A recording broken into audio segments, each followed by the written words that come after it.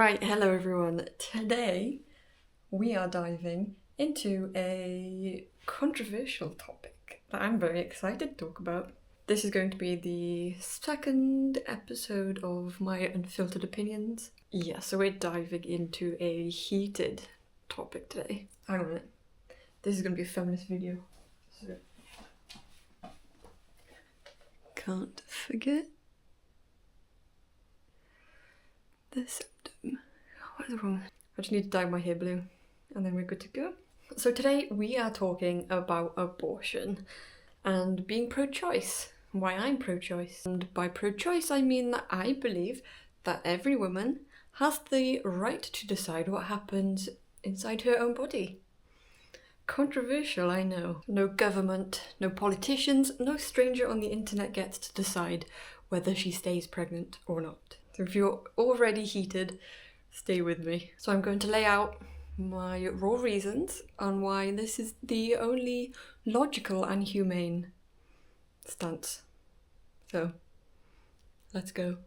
And number one, and this is non-negotiable, but your body, everyone's body, is not public property. Pregnancy isn't a minor inconvenience.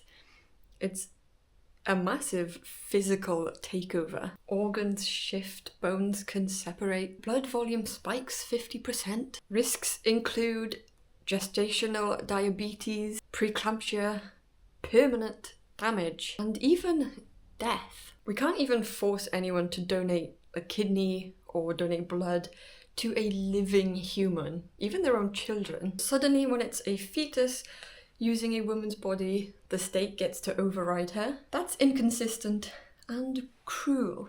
Until a fetus can survive outside of the womb, which normally 24 weeks with medical help, the woman's rights come first. This is just basic bodily autonomy.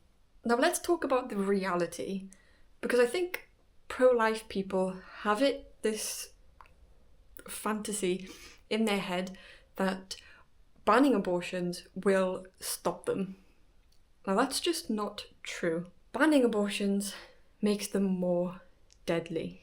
And nothing says pro-life more than forcing a living human being into something unwanted that can cause pain, trauma, and death, and banning the thing that could stop that and causing more pain, more trauma, and more death onto living human beings. You're a hypocrite, you're a hypocrite. Take cases where the woman's life is literally on the line. Amber Thurman, 28-year-old mother in Georgia. Due to the state's ban and delays in care, she waited 20 hours while sepsis spread through her body. She died.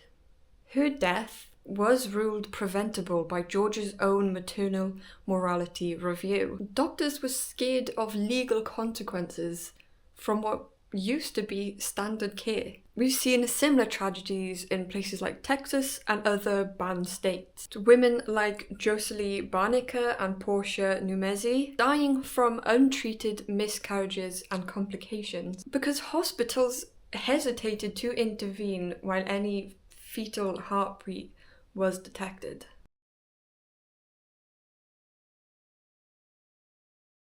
These women have bled out, developed fatal infections, and been denied timely procedures. Maternal mortality has spiked in some banned states, up over 50% in places like Texas. These aren't hypotheticals, these are real women who wanted to stay alive for their kids, their already living kids. Forcing them to risk death isn't pro-life. And then we have a very unfortunate part of it, which is young girls who have become pregnant through rape. A 10-year-old girl in Ohio was raped and became pregnant. She had to travel to Indiana just to get an abortion because her home state had no exceptions even for a child who had been raped.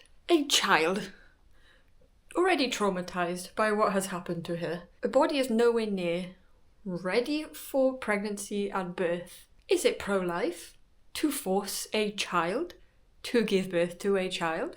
There are unfortunately too many of these girls raped by strangers or family. Their bodies are too small, but they're already facing physical and mental harm. Unfortunately, rape-related pregnancies happen, and survivors deserve options. My hot take, but no rape victim, especially a child, should ever be forced to carry and give birth if she does not want to. Is that really controversial? And if you think they shouldn't get an abortion, remember you are not pro-life. Forcing rape victims to go through more trauma, again, forcing children who've been raped to go through more trauma of pregnancy and birth when they did not choose it, they did not actively have sex, they were raped. You are not pro-life, you're just pro-birth.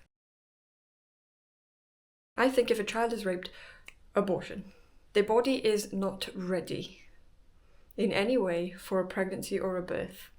Abortion is no other option. For the women who have been raped, whose bodies will be ready for pregnancy and birth, it is her choice. If she wants to go through the pregnancy, give it up for adoption or keep it. Whatever she decides, it's her choice and we support. Whether that's keeping it, adoption, abortion, we support you, Queen. And if she wants the abortion, she should be allowed access to safe, legal abortions without having to jump through hoops and travel across states just to get a safe one. Anything less isn't pro-life and you're just punishing the victim. So going back to one of the things I said earlier, and that's banning abortions doesn't eliminate them. They drive them underground and across borders. Before legalization, women were using dangerous methods to abort and were dying in droves. Legal and safe access dropped those deaths significantly. Countries that banned it saw maternal death and abandoned kids skyrocket, then improved when they were reversed. Just adopt it. That sounds great in theory, until you look at the foster care system and see it overcrowded with unwanted children that I don't see many pro-life people talking about and adopting them. Forcing more unwanted pregnancies and unwanted children into these systems doesn't create loving families.